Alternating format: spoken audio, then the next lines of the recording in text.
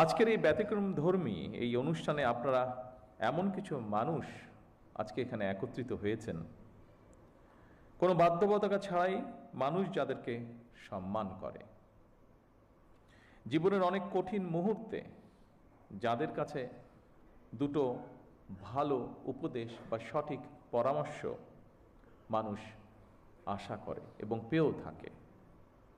আজকের এই অনুষ্ঠানে রয়েছেন ইসলাম ধর্মের ধর্মীয় ব্যক্তিত্ব, ইমাম, খতিব, মুয়াজ্জেম সাহেবগণ। উপস্থিত রয়েছেন একই সঙ্গে হিন্দু, বৌদ্ধ, খ্রিস্টান ধর্মের বিভিন্ন নেতৃত্ব, পুরোহিত, সেবায়েত, বিহার অধ্যক্ষ এবং উপাধ্যক্ষ। যে উদ্দেশ্যে আজ আমরা এখানে একত্রিত হয়েছি, ইতিমধ্যেই আপনারা সেটি দেখেছেন, সেটি জেনেছেন, সেটি আপনারা শুনেছেন। সমাজের বিভিন্ন শ্রেণী পেশার মানুষ যারা অর্থনৈতিকভাবে হয়তো বা অনেক ক্ষেত্রে পিছিয়ে রয়েছেন, তাদের জন্য একটি সম্মানী বা আর্থিক সহায়তা কিংবা কর্মসংস্থান সৃষ্টির মাধ্যমে আর্থিক বৈষম্য দূর করে আমরা সবাই মিলে একটু শান্তিতে, একটু ভালোভাবে থাকব। জাতীয় নির্বাচনের আগে আমরা জনগণের কাছে সেই রকমই প্রতিশ্রুতি দিয়েছিলাম। জনগণের রায়, আল্লাহর রহমতে বিএনপি সরকার গঠনের পর ভোটের কালই, নখ থেকে মোচনের আগেই আমরা আমাদের সকল প্রতিশ্রুতি ধারাবাহিকভাবে বাস্তবায়নের কাজ শুরু করেছি। আলহামদুলিল্লাহ, এর জন্য আমি আল্লাহর দরবারে লাখো শুকরিয়া আদায় করি। সম্মানিত উপস্থিতিবৃন্দ, আপনারা দেখেছেন অর্থনৈতিকভাবে পিছিয়ে পড়া নারী সমাজের জন্য আমরা ইতিমধ্যেই ফ্যামিলি কার্ড চালু করেছি। পর্যায়ক্রমিকভাবে এই কার্ড সারা বাংলাদেশে 4 কোটি পরিবারের নারী প্রধান তারা প্রত্যেকে ইনশাল্লাহ পাবেন। আগামী 14ই এপ্রিল তথা 1 বৈশাখ থেকে আমরা ইনশাল্লাহ ফার্মার্স কার্ড বা কৃষক কার্ডের পাইলট প্রজেক্ট চালু করব। ইনশাল্লাহ আগামী 16ই মার্চ দিনাজপুর থেকে শুরু হচ্ছে আমাদের খাল খনন কর্মসূচি। আবারও আল্লাহর কাছে শুকরিয়া, আলহামদুলিল্লাহ, আজ থেকে খতিব, ইমাম, মুয়াজ্জিম এবং অন্য ধর্মের ধর্মীয় গুরুদের জন্য আর্থিক সহায়তা বা সম্মানী কর্মসূচির পাইলট প্রজেক্ট চালু হলো। দেশের প্রতিটি নাগরিকের রাজনৈতিক এবং অর্থনৈতিক ক্ষমতায়ন নিশ্চিত করার মাধ্যমে আমরা আমাদের দেশকে একটি শক্তিশালী ভিত্তির উপরে প্রতিষ্ঠিত করতে চাই, যাতে করে আর কোনো ফ্যাসিবাদ কিংবা তাদের তাবেদার অপশক্তি মানুষের স্বাধীনতা কেড়ে নিতে না পারে, কথা বলার অধিকার কেড়ে নিতে না পারে। আজ এই মঞ্চ থেকেও এরকম একটি কথা বলা হয়েছে যে যারা ধর্মীয় গুরু আপনারা আছেন প্রত্যেকটি ধর্মের, তারা স্বাধীনভাবে যাতে কথা বলতে পারেন সেই বিষয়ে আলোকপাত হয়েছে আজকে এখানে। আমি সবসময় বিভিন্ন সময় আমার বক্তব্যে একটি কথা বলার চেষ্টা করেছি। আমি একজন রাজনৈতিক কর্মী হিসেবে দৃঢ়ভাবে বিশ্বাস করি যে দেশের নাগরিকদেরকে যদি দুর্বল করে রাখা হয় তাহলে রাষ্ট্র কখনোই শক্তিশালী হতে পারে না। এবং সেই জন্যই আমাদের ইচ্ছা, আমাদের দর্শন, আমাদের পরিকল্পনা বাংলাদেশের নাগরিকদেরকে আমরা রাজনৈতিক এবং অর্থনৈতিকভাবে ধীরে ধীরে শক্তিশালীভাবে গড়ে তুলতে চাই, যদি আমরা রাষ্ট্রকে শক্তিশালী করতে চাই। সম্মানিত উপস্থিতিবৃন্দ, ধর্ম বর্ণ নির্বিশেষে প্রতিটি শ্রেণী পেশার মানুষ তথা প্রতিটি নাগরিকের আর্থিক সামাজিক নিরাপত্তা নিশ্চিত করার জন্য সরকার রাষ্ট্রীয় সামর্থ্যের সবটুকু দিয়ে চেষ্টা চালিয়ে যাচ্ছে এবং ইনশাল্লাহ চালিয়ে যাবে।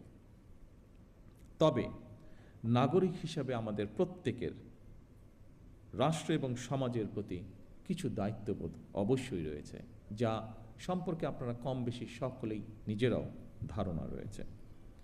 নাগরিক হিসেবে আমরা যদি যে যার অবস্থান থেকে রাষ্ট্র এবং সমাজের প্রতি যার যার সঠিক দায়িত্বটি পালন করি, আমি এই দেশের নাগরিক হিসাবে একজন রাজনৈতিক কর্মী হিসাবে দৃঢ়ভাবে বিশ্বাস করে ইনশাআল্লাহ দ্রুততম সময়ের ভিতরে আমরা রাজনৈতিকভাবে এবং অর্থনৈতিকভাবে একটি সুন্দর স্বনির্ভর আমাদের প্রত্যাশিত বাংলাদেশ গড়ার কাজে এগিয়ে নিয়ে যেতে পারব। সম্মানিত ধর্মীয় নেতৃবৃন্দ, দুনিয়ার কল্যাণের পাশাপাশি আখিরাতের কল্যাণের জন্য প্রার্থনার কথা পবিত্র কোরআনে কারিমে উল্লেখ রয়েছে। ইহকালীন পরকালীন কল্যাণ বিষয়ক নির্দেশনা নিঃসন্দেহে অন্য ধর্মাবলম্বী ধর্মীয় বিধিবিধান অনুযায়ী নির্দেশিত রয়েছে। সুতরাং ধর্মীয় বিধিবিধানের আলোকেই আপনারা আপনাদের শিক্ষা, দীক্ষা ও যোগ্যতা এবং অভিজ্ঞতাকে কিভাবে আরও বেশি করে দেশ এবং জনগণের কল্যাণের প্রয়োগ করতে পারেন সেই চিন্তা এবং চেষ্টাও অব্যাহত রাখা অত্যন্ত জরুরি এই দেশের জন্য। অর্থনৈতিকভাবে সমৃদ্ধ রাষ্ট্র মানুষের জীবনে হয়তো আর্থিক স্বাচ্ছন্দ্য নিশ্চিত করে, কিন্তু ধৈর্য, সততা, কৃতজ্ঞতা বোধ, শ্রদ্ধা, আনুগত্য, সংহতি, সহনশীলতা, উদারতা, বন্ধুত্ব, বিনয়, দায় কিংবা দয়া, এই সমস্ত বৈশিষ্ট্যগুলো অর্জন ছাড়া একজন ব্যক্তি মানবিক গুণাবলী সম্পন্ন হয়ে উঠতে পারেন না। এই ধরনের মানবিক বৈশিষ্ট্যগুলো অর্জনের জন্য ধর্মীয়, সামাজিক, নৈতিক মূল্যবোধে উজ্জীবিত হওয়া অত্যন্ত জরুরি বলে আমি মনে করি। বিশেষ করে স্বৈরাচারের পতনের পর, বিতাড়িত হয়ে যাওয়ার পর এটি সমগ্র দেশে সকল শ্রেণী, সকল বয়সের মানুষের মধ্যে আরও বেশি প্রয়োজন। বিশেষ করে আগামী দিন যারা এই দেশকে নেতৃত্ব দেবে তাদের জন্য আরও বেশি প্রয়োজন।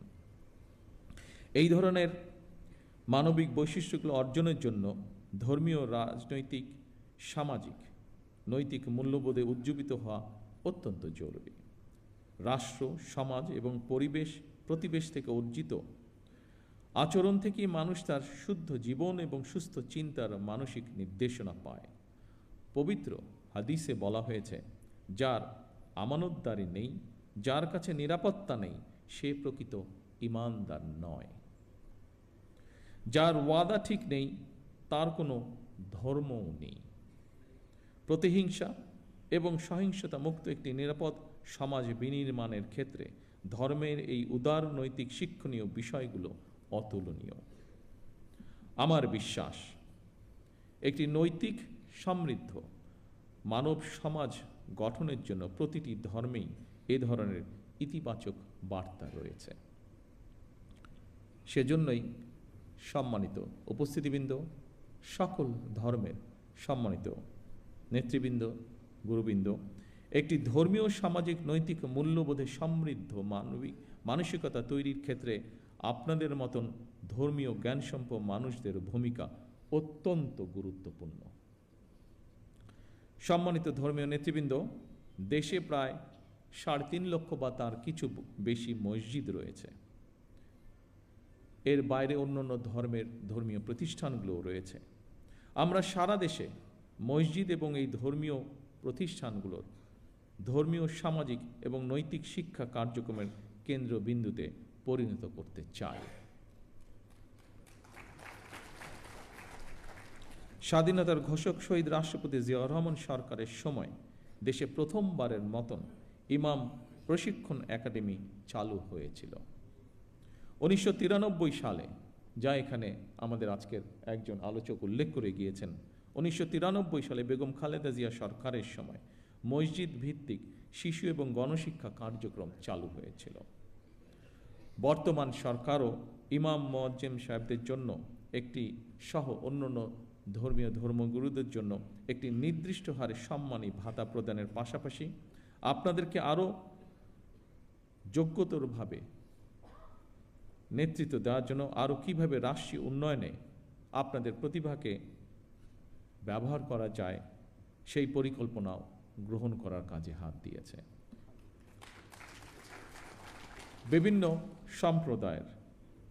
বিভিন্ন ধর্মীয় সম্প্রদায় সম্মানিত নেতৃবৃন্দ, খতিব, ইমাম, মুয়াজ্জিমদের সম্মানী ভাতা দেওয়ার যে কর্মসূচি বর্তমান সরকার, আপনাদের সরকার চালু করেছে, এই কর্মসূচির অধীনে প্রথম পর্যায়ে পাইলটিং স্কিমের আওতায় মোট 4,908টি মসজিদ, 990টি মন্দির এবং 144টি বৌদ্ধ বিহারে মোট 16 জন 992 জন এই মাসিক সম্মানী পাওয়া শুরু করেছেন আজ থেকে। পর্যায়ক্রমিকভাবে ইনশাল্লাহ সবাইকে এই কর্মসূচির আওতায় অন্তর্ভুক্ত করা হবে। বিভিন্ন শ্রেণী পেশার মানুষের জন্য সরকারের এইসব অর্থনৈতিক কর্মসূচি উদ্যোগের মূল উদ্দেশ্য হচ্ছে, যা আমি আগেই উল্লেখ করেছি, নাগরিকদেরকে অর্থনৈতিকভাবে স্বাবলম্বী করে গড়ে তোলা। তবে আপনাদের কাছে একটি বিনীত আহ্বান, আপনারা কেউ মসজিদে কিংবা যার যার ধর্মীয় উপাসনালয় দায়িত্ব পালনের পাশাপাশি নিজেদেরকে বিভিন্ন অর্থনৈতিক সামাজিক কর্মকাণ্ডে সম্পৃক্ত করতে চাইলে আপনাদের সেই উদ্যোগ বাস্তবায়নে সরকারের সর্বোচ্চ চেষ্টা থাকবে সহযোগিতা করার।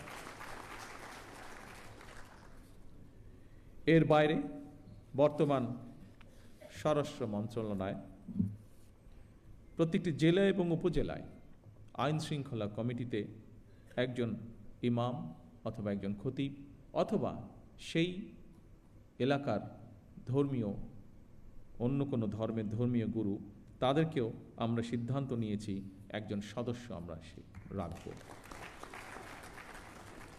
সম্মানিত উপস্থিতিবৃন্দ, আমরা আজ সব ধর্মের মানুষ একসঙ্গে বসেছি, এক কাতারে বসেছি।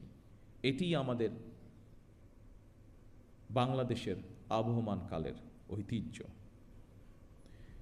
কেউ যেন আমাদের মধ্যে বিভেদ সৃষ্টি করতে না পারে। মুসলমান, হিন্দু, বৌদ্ধ, খ্রিস্টান, আমরা সবাই মিলে ইনশাল্লাহ একটি শান্তিময়, শান্তিপূর্ণ বাংলাদেশ গড়ে তুলব একসাথে। সকলের জন্য আমরা গড়ে তুলব একটি নিরাপদ রাষ্ট্র, একটি নিরাপদ সমাজ, যা প্রতিটি শ্রেণী পেশার মানুষের কাম্য। আমার বক্তব্য শেষ করার পূর্বে আমি আজকের এই দিনটিকে, আজকের আমাদের দলীয় ইশতেহারের এই কার্যক্রমটিকে সফল করার জন্য বিভিন্ন মন্ত্রণালয় সহ, বিভিন্ন মন্ত্রণালয়ের কর্মকর্তা সহ বিভিন্ন ডিপার্টমেন্টের যে সকল ব্যক্তি অক্লান্ত পরিশ্রম করেছেন, যাদের সহযোগিতায় বর্তমান সরকারের নির্বাচনে এই ম্যানিফেস্টোটি আলোর মুখ দেখতে পেয়েছে, কাজ শুরু করেছে, তাদের সকলকে আমি জানাই আন্তরিক শুভেচ্ছা, তাদের সকলকে আমি জানাই আন্তরিক ধন্যবাদ। পরিশেষে আসুন আবারও আমরা আজকের এই অনুষ্ঠানের মাধ্যমে শপথ গ্রহণ করি, আমাদের এই প্রিয় বাংলাদেশকে আমরা একটি এমন দেশ হিসেবে গড়ে তুলব যেখানে আমরা সকলে, প্রতিটি ধর্মের মানুষ, প্রতিটি শ্রেণী পেশার মানুষ, আমরা শান্তিতে বসবাস করতে পারি। সকলকে একসাথে নিয়ে আমরা যাতে দেশকে গড়ে তুলতে পারি, এই হোক আমাদের শপথ, এই হোক আমাদের প্রত্যাশা। সকলে ইনশাল্লাহ ভালো থাকবেন, সকলে ইনশাল্লাহ সুস্থ থাকবেন। আল্লাহ হাফেজ। বাংলাদেশ জিন্দাবাদ। মাননীয় প্রধানমন্ত্রীকে তার মূল্যবান দিক নির্দেশনামূলক বক্তব্যের জন্য আন্তরিক ধন্যবাদ ও কৃতজ্ঞতা জানাচ্ছি।